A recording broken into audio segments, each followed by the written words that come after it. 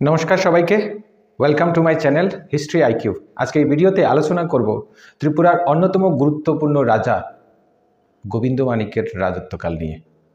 माणिक्य शासनाधीन त्रिपुरार इतिहास, त्रिपुरा राज। आजकेर उपस्थापना गोविंद माणिक्य। गोविंद माणिक्य तार राजत्वकाल छिल 1660 থেকে 1661 ख्रीष्टाब्द पर्यन्त। कल्याण माणिक्येर ज्येष्ठ पुत्र छिलेन गोविंद ठाकुर। पितार मृत्युर पर ज्येष्ठ पुत्र गोविंद माणिक्य त्रिपुरार सिंहासने आरोहण करें एवं त्रिपुरार राजार उत्तराधिकार आईन अनुसारे राजार जीवितकाले तिनी तार ज्येष्ठ पुत्रके युवराज पदे निर्वाचन करें। आलोचना करब এই गोविंद माणिक्यই त्रिपुराके मुगल आक्रमण থেকে मुक्त করেছিলেন। आलोचना करब এই गोविंद माणिक्य भुवनेश्वरी मंदिर निर्माण করেছিলেন এবং কত ঘটনাবহুল বিষয় রয়েছে এই গোবিন্দ মাণিক্য সম্পর্কে। ত্রিপুরা একটি ছোট্ট রাজ্য, কিন্তু একটা সুপ্রাচীন রাজবংশ ছিল ত্রিপুরাতে।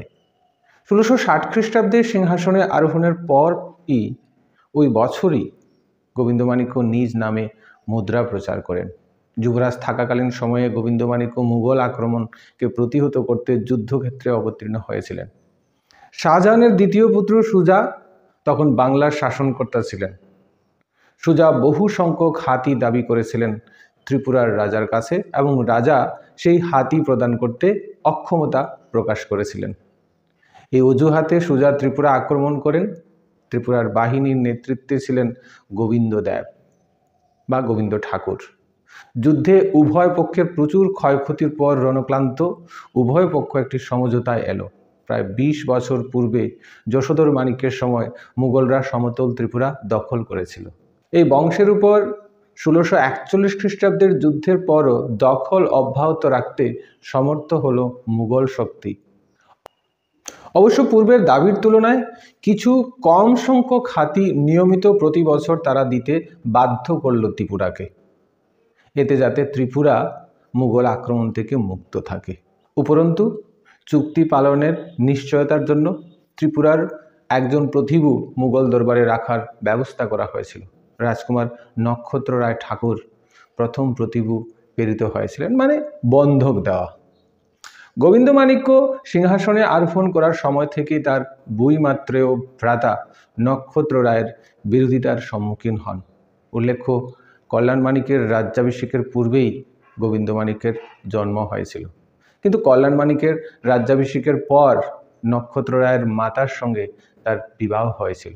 নক্ষত্র রায়ের জন্ম কল্যাণ মাণিক্যের সিংহাসনে আরোহণ করার পর হয়েছিল বলে জ্যেষ্ঠ ভ্রাতা গোবিন্দ মাণিক্য থেকে সিংহাসনের উপর তার দাবি অধিক যুক্তিসঙ্গত বলে নক্ষত্র রায় মনে করেছিলেন। সুতরাং তিনি গোবিন্দ মাণিক্যের রাজত্বকে অস্বীকার করে ছত্রমাণিক্য নাম নিয়ে 1660 খ্রিস্টাব্দে নিজ নামে মুদ্রা তৈরি করে প্রচলন করেন। কল্যাণ মাণিক্যের রাজত্বের শেষ দিকে ঢাকায় মুঘল দরবারে রাজপ্রতিভু হিসাবে অবস্থান করায় মুঘলদের সঙ্গে তার ঘনিষ্ঠ যোগাযোগ স্থাপন করা সম্ভব হয়। অপরদিকে গোবিন্দ মাণিক্য মন্দিরে বলি প্রথা বন্ধ করায় প্রধান পুরোহিত বা চন্তাই অনেকেই গোবিন্দ মাণিক্যের প্রতি বিরাগভাজন হন। ছত্রমাণিক্য এই সুযোগে গোবিন্দ মাণিক্যকে সিংহাসনচ্যুত করে ত্রিপুরার রাজা হন। 1661 খ্রিস্টাব্দে ছত্রমাণিক্য পুনরায় নিজ নামে মুদ্রা প্রচার করেন। কথিত আছে যে গোবিন্দ মাণিক্য ভ্রাতৃযুদ্ধে রক্তক্ষয় করতে রাজি ছিলেন না।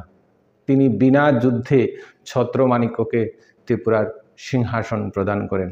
এরই প্রেক্ষিতে কবিগুরু রবীন্দ্রনাথ ঠাকুর রাজর্ষি উপন্যাস ত্রিপুরাকে কেন্দ্র করে লিখেছিলেন। কিন্তু নক্ষত্র রায় বা ছত্রমাণিক্যের বংশধরদের কাছে যে রাজমালা রক্ষিত আছে তা থেকে জানা যায় যে গোবিন্দ মাণিক্যের সঙ্গে ছত্রমাণিক্যের প্রচণ্ড যুদ্ধ হয় এবং যুদ্ধে পরাজিত হয়ে গোবিন্দ মাণিক্য সিংহাসন ত্যাগ করতে বাধ্য হন।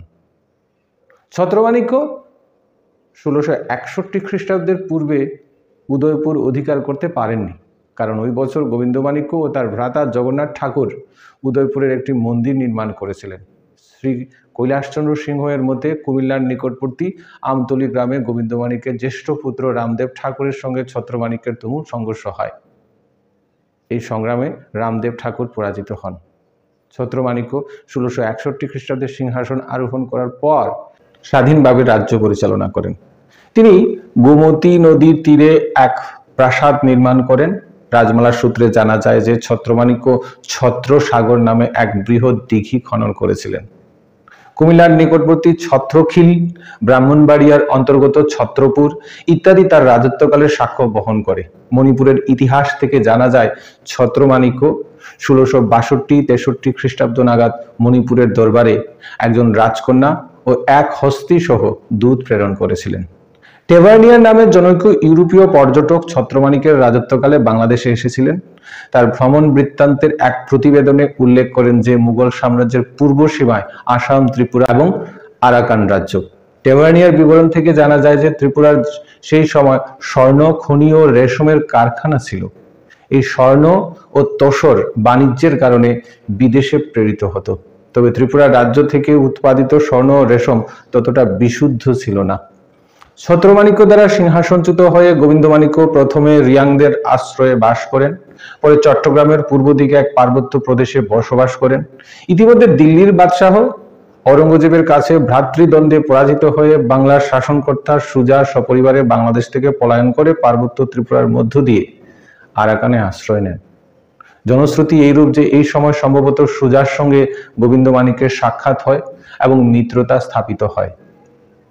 সুজার নাম স্মরণীয় করার জন্য গোবিন্দমাণিক্য দ্বিতীয়বার যখন সিংহাসনে বসেন, তার দ্বিতীয়বার সিংহাসনে বসার সময়কাল ছিল 1666 এবং এইখান থেকে তিনি 1673 পর্যন্ত শাসন করেছিলেন। তারপর তিনি নিমচা তরবারি বিক্রি করে সেই অর্থ দ্বারা কুমিল্লার সুজা মসজিদ নির্মাণ ও মসজিদের বে নির্বাহের জন্য কয়েকটি গ্রাম দান করেন, যা সুজানগর নামে পরিচিত। সুজানগর নিয়ে আরেকটি বিপরীত মত হলো কল্যাণমাণিক্যকে পরাজিত করে সুজা নিজেই এই মসজিদ নির্মাণ করেছিলেন। গোবিন্দমাণিক্য সিংহাসনচ্যুত হবার পূর্বেই বাংলার শাসনকর্তা সুজা ঔরঙ্গজেবের কাছে পরাজিত হয়ে ত্রিপুরা হয়ে আরাকানে পালিয়ে যান। সুজা ত্রিপুরার রাজ্যে প্রবেশ করেছেন শুনে মুঘল সম্রাট ঔরঙ্গজেব গোবিন্দমাণিক্য সিংহাসনচ্যুত হবার পূর্বেই বাংলার শাসনকর্তা সুজা ঔরঙ্গজেবের কাছে পরাজিত হয়ে ত্রিপুরা হয়ে আরাকানে পলায়ন করেন। সুজা ত্রিপুরা হয়ে পলায়ন করেছেন এই খবর পাওয়ার পর ঔরঙ্গজেব গোবিন্দমাণিক্যকে সুজার প্রত্যার্পণের দাবি করে একটি পত্র লিখেছিলেন। আগরতলা মহাকরণের সরকারি মহাফেজখানায় ফার্সি ভাষায় লিখিত গুরুত্বপূর্ণ পত্রটি এখনো সংরক্ষিত রয়েছে। মহারাজ কুমার সমরেন্দ্র কুমার দেববর্মন রচিত ত্রিপুরার স্মৃতি গ্রন্থে যে বঙ্গানুবাদ দেওয়া হয়েছে সেটা এমন ছিল: অতুলনীয় উচ্চ কুলোদ্ভব সৌভাগ্যবান রাজেশ্বর বিষম সমর বিজয়ী মহোদয় পঞ্চ শ্রীযুক্ত মহারাজ গোবিন্দমাণিক্য বাহাদুর, আল্লাহ তাআলা আপনার রাজ্য সুমঙ্গলে রক্ষা করুন। আমি সুনিশ্চিত রূপে অবগত হয়েছি যে আমার চিরশত্রু সুজা ভবদীয় রাজ্যে গোপনে অবস্থান করছে। মদীয় পূর্বপুরুষের মহোদয়গণের সঙ্গে আপনার গৌরবান্বিত পূর্বপুরুষগণের পরস্পর আত্মীয়তা ও প্রণয় থাকা বশত আমাদের সহিত বিবাদ লিপ্ত আফগানেরা ভবদীয় রাজ্যে আশ্রয় গ্রহণ করিলে আপনার মহামান্য পূর্বপুরুষগণ অসি প্রহারে যেরূপ সেই দুষ্ট আফগানিদেরকে বঙ্গদেশ থেকে বিতাড়িত করিতেন, বর্তমানে আমিও তদরূপ আশা করি। আমার লিখা অনুসারে আপনি উক্ত শত্রু সুজাকে বধ করে সত্তর আমার নিকট প্রেরণ করেন। যদি আপনার অভিমত হয় তবে আমার সেনাপতিকে মুঙ্গেরে অপেক্ষা করাইব। তাকে ধৃত করিবার পর আপনার সেনাপতির রক্ষণাবেক্ষণে সাবধানে প্রেরণ করিয়া বাধিত করিবেন, যেন প্রাচীন বন্ধুত্বতা স্থায়ী রহে। ভবিষ্যতে আমাদিগের পরস্পরের মধ্যে বিবাদ ও মনোমালিন্য সংগঠিত হইবে। আমার লিপি অনুসারে কার্য হইবে বলিয়া আমি সম্পূর্ণরূপে বিশ্বাস করি। ভাবা যায় শাহজাহানের উত্তরাধিকার যুদ্ধে, অর্থাৎ শাহজাহানের 4 জন পুত্র ছিল, দারা শিকোহ, শাহ সুজা, ঔরঙ্গজেব, মুরাদ। বাকি 3 জনকে হত্যা করে ঔরঙ্গজেব তার সিংহাসনকে নিরঙ্কুশ করেছিলেন। আর সেই নিরঙ্কুশ করতে গিয়ে সুজাকে তিনি হত্যা করার জন্য ত্রিপুরার রাজাকে চিঠি দিয়েছিলেন। সুতরাং ঔরঙ্গজেবকে সন্তুষ্ট রাখার জন্য গোবিন্দমাণিক্য ঔরঙ্গজেবের নিকট বশ্যতা স্বীকারপূর্বক বার্ষিক হস্তি দিতে স্বীকৃত হন। যদিও সুজা ইতিপূর্বে ত্রিপুরা থেকে পালিয়ে গিয়েছিলেন এবং পরবর্তী সময়ে ঔরঙ্গজেবের সঙ্গে যুদ্ধে তার মৃত্যু হয়েছিল। গোবিন্দ মাণিক্যের রাজত্বকালে ত্রিপুরার রিয়াং প্রজারা বিদ্রোহী হয়ে উঠেছিল, কারণ রাজার কর্মচারীরা দরিদ্র প্রজাদের উপর নানাভাবে অত্যাচার করত। গোবিন্দ মাণিক্য শেষ পর্যন্ত বিদ্রোহ দমন করেছিলেন।